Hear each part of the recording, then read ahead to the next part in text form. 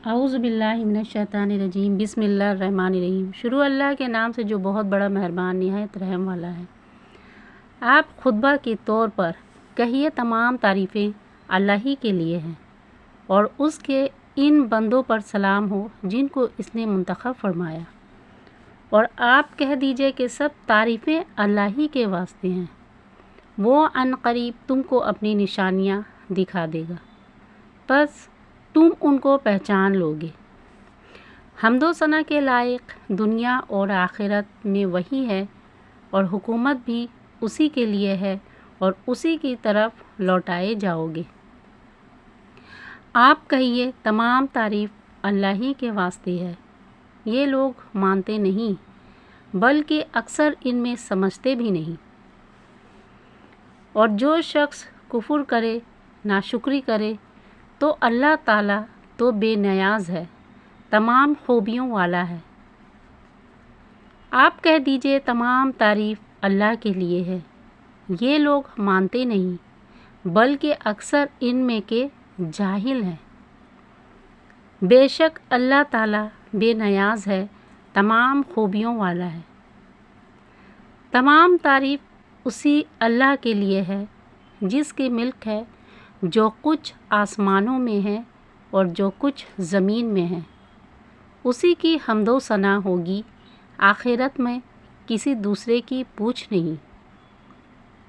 تمام تعریف اللہ کے لیے ہے جو آسمانوں کا پیدا کرنے والا ہے اور زمین کا۔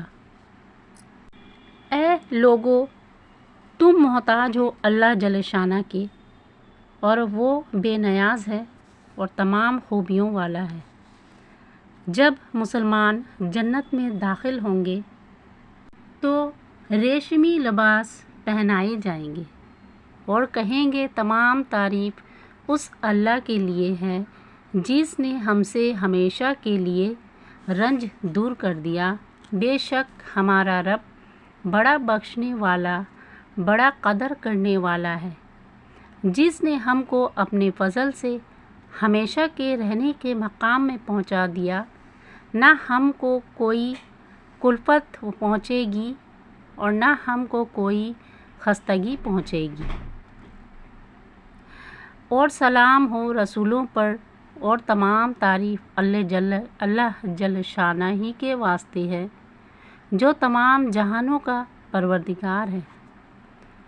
تمام تعریف اللہ کے واسطے ہے مگر یہ لوگ سمجھتے نہیں بلکہ اکثر جاہل ہیں۔ اور جب مسلمان جنت میں داخل ہوں گے تو کہیں گے کہ تمام تعریف اس اللہ کے واسطے ہے جس نے ہم سے اپنا سچا وعدہ کیا اور ہم کو اس زمین کا مالک بنا دیا کہ ہم جنت میں جہاں جائے مقام کرے۔ نیک عمل کرنے والوں کا کیا ہی اچھا بدلہ ہے۔ بس اللہ ہی کے لیے تمام تعریف ہے جو پروردگار ہے آسمانوں اور زمین کا اور تمام جہانوں کا پروردگار ہے۔ ایک کافر بادشاہ کے مسلمانوں کو ستانے اور تکلیف دینے کا اوپر سے ذکر ہے، اور ان کافروں نے ان مسلمانوں میں اور کوئی عیب نہیں پایا تھا بجز اس کے کہ وہ خدا پر ایمان لے آئے تھے جو زبردست ہے اور تعریف کا مستحق ہے، اسی کے لیے سلطنت ہے آسمانوں اور زمین کی۔ ان آیات میں اللہ کی حمد اور اس کی تعریف کی ترغیب، اس کا حکم، اس کی خبر ہے۔ احادیث میں بھی کثرت سے اللہ کی تعریف کرنے والوں کے فضائل خاص طور پر ذکر کیے گئے ہیں۔ ایک حدیث میں آیا ہے کہ جنت کی طرف سب سے پہلے وہ لوگ بلائے جائیں گے جو ہر حال میں راحت ہو یا تکلیف ہو اللہ کی تعریف کرنے والے ہوں۔ ایک حدیث میں ارشاد ہے کہ اللہ جل شانہ کو اپنی تعریف بہت پسند ہے، اور ہونا بھی چاہیے کہ در حقیقت تعریف کے مستحق صرف اللہ ہی کی پاک ذات ہے۔ غیر اللہ کی تعریف کیا جس کے قبضہ میں کچھ بھی نہیں، حتیٰ کہ وہ خود بھی اپنے قبضہ میں نہیں۔ ایک حدیث میں آیا ہے کہ قیامت کے دن افضل بندے وہ ہوں گے جو کثرت سے اللہ کی حمد و ثنا کرتے ہوں گے، کہ حمد شکر کی اصل اور بنیاد ہے۔ جس نے اللہ کی حمد نہیں کی اس نے اللہ کا شکر بھی ادا نہیں کیا۔ ایک اور حدیث میں ہے کہ کسی نعمت پر حمد کرنا اس نعمت کی زائل ہو جانے سے حفاظت ہے، کہ اگر دنیا ساری کی ساری میری امت میں سے کسی کے ہاتھ میں ہو اور وہ الحمدللہ کہے تو یہ کہنا اس سب سے افضل ہے کہ جب حق تعالی شانہ کوئی نعمت کسی بندہ کو عطا فرماتے ہیں اور وہ اس نعمت پر حمد کرتا ہے تو وہ حمد بڑھ جاتی ہے، خواہ نعمت کتنی ہی بڑی ہو۔ ایک صحابی حضور صلی اللہ علیہ وسلم کے پاس بیٹھے تھے، انہوں نے آہستہ سے الحمدللہ کثیرا طیبا مبارکا فیہ کہا۔ حضور اقدس صلی اللہ علیہ وسلم نے دریافت فرمایا کہ یہ دعا کس نے پڑھی؟ وہ صحابی اس سے ڈرے کہ شاید کوئی نامناسب بات ہو گئی ہو۔ حضور اقدس صلی اللہ علیہ وسلم نے فرمایا کہ کچھ مضائقہ نہیں ہے، اس نے بری بات نہیں کہی۔ تب ان صحابی نے عرض کیا کہ یہ دعا میں نے پڑھی تھی۔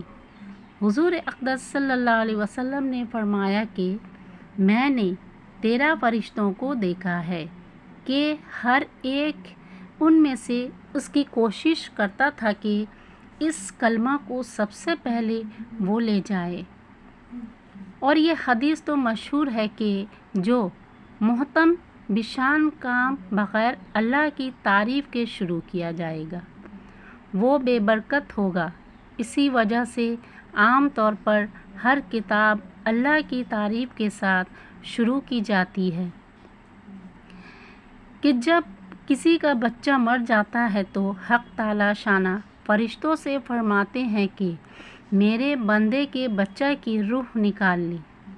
وہ عرض کرتے ہیں کہ نکال لی، پھر ارشاد ہوتا ہے کہ اس کے دل کے ٹکڑے کو لے لے۔